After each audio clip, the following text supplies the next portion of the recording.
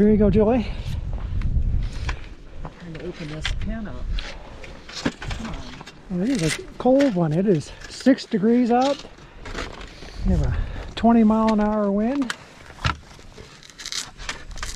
And it's November 12th.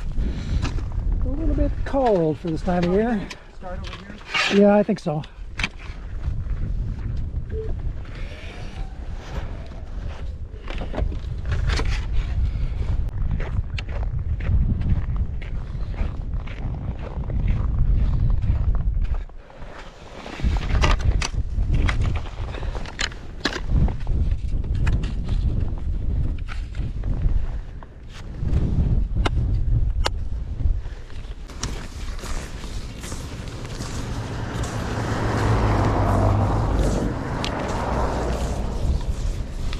I have to ski along the road here for about a quarter mile.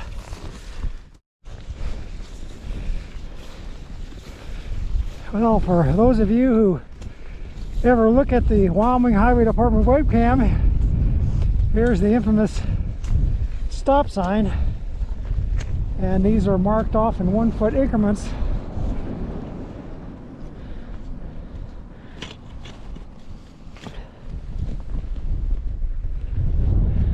So that gives you an idea. It's probably, that'd be 2, 3, 4, 5, probably 6 foot. And right up there is where the web camera is.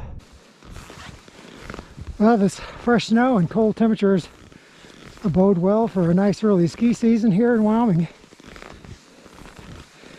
And this that's on the ground now, even if it warms up over the next few weeks, will undoubtedly stick around at these elevations. Looks like Julie's breaking maybe 14 inches. And there's actually a nice hard snow layer down below. It's really hard. And that's great because that means a lot of the rocks and stuff on the road, we won't hit them. So we started out with a good scenario here. Well, happy November, everybody, and welcome to the 2021 ski season. Julie and I are up at Togwotee Pass, and we're skiing from Wind River Lake. We're on our cross-country skis today, and this is our first ski of the season. I just wanted to give everybody a heads up. If you're looking to buy skis or boots this year or any equipment, I wouldn't hesitate. Because of the pandemic, it looks like we're going to have a similar situation just like they did with mountain bikes last summer. It's going to be a little difficult to get cross-country and backcountry gear this season. A lot of the shops have already sold out most of their winter allocation. There's just going to be a lot more people that are going to be looking at cross-country and backcountry gear because they don't want to be at the resorts with the pandemic going on. So if we're thinking about getting some new gear or buying gear this year, I think I'd start looking right now. I wouldn't wait. Definitely places where the snow is deep. Other places, not so much.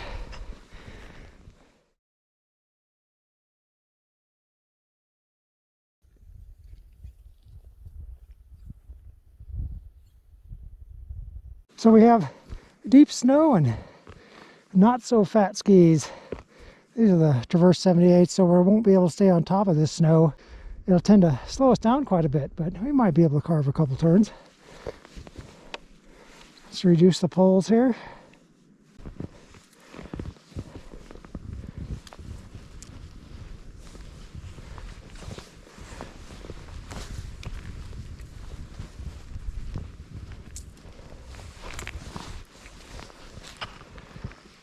It was too freaking deep.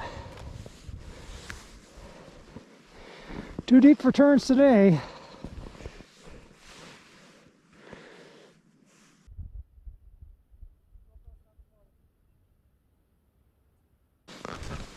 So how are you today? Beautiful, right? This is a pretty day. So there's one more guy behind me, just so you know. Okay.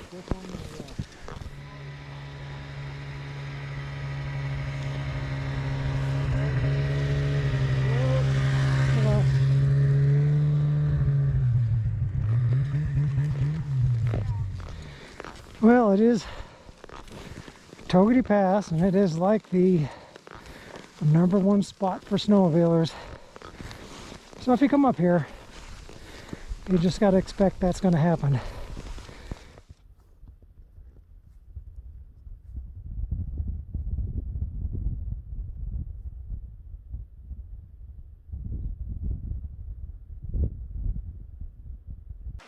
Well, here's a good example of skinny skis on too deep a powder. And the problem is that you sink down too far. And I was actually hitting some rocks up in there. If I would have had my wider skis, I probably could have stayed on top and it'd been a little bit faster.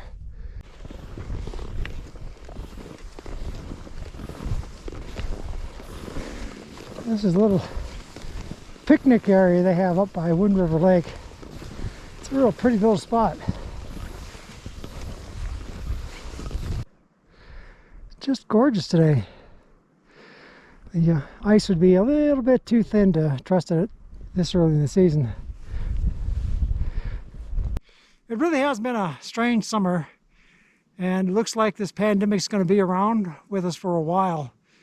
So let's expect to see a lot of people in the backcountry this year.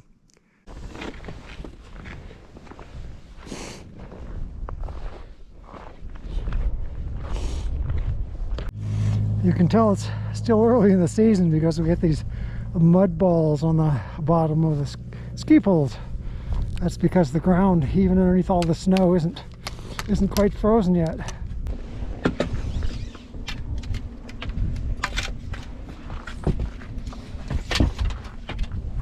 You didn't want to lash them together? No, they're just fine just like this. Well, that's it for today's video, and until next time, be safe and be kind.